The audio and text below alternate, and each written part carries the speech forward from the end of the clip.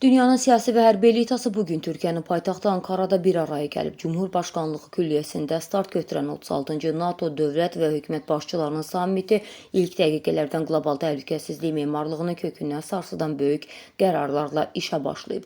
Zirvə görüşünün açılış mərasimində və Müdafiə Sənayesi forumunda çıxış edən NATO'nun baş katibi Mark Rutte, alyans tarixində yeni bir dövrün qapılarını açıb. Rutte, NATO'nun artıq üzv dövlətlərinin fərdi logistikasından asılı olmayan bir birbaşa mərkəzi qərargahın tabeliyində fəaliyyət göstərəcək müstəqil strateji hərbi arsenal və xüsusi hava parkı yaradacağını rəsmən bəyan edib. Bu bəyanatın dərhal ardınca qlobal silah nəhəngləri ilə iki böyük satın alma müqaviləsi imzalanıb. İlk böyük addım olaraq üzv ölkələrin müştərək maliyyə fondu hesabına Avropanın Airbus korporasiyasından 12 ədəd nəhəng hərbi nəqliyyat və hava strateji yanacaq doldurma təyyarəsi satın alınıb.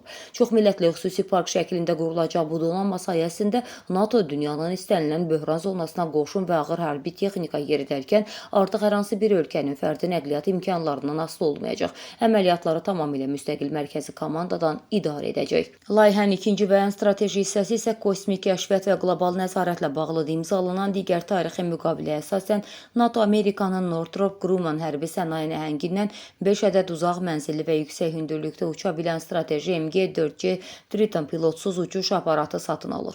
Birbaşa alyansın mərkəzi kəşfiyyat idarəsinin tabeliyində fəaliyyət göstərəcəyi bu pualar qurğuşun keçirməz nəzarət sistemi ilə dəhliz və quru sərhədlərinin strateji monitorinqini 24 saat fasiləsiz həyata keçirəcək və bütün kəşfiyyat məlumatlarını birbaşa Ankaradakı sammit masasına ötürəcək. Analitiklər vurğulayır ki, Ankarada start götürən bu zirvə görüşü NATO-nun sadəcə bir kağız üzərindəki kollektiv müdafiə müqaviləsi olmadığını, özünə məxsus nəhəng hərbi infrastruktura və müstəqil ordular şəbəkəsinə malik tək bir qlobal gücə çevrildiyini dünyaya nümayiş etdirir.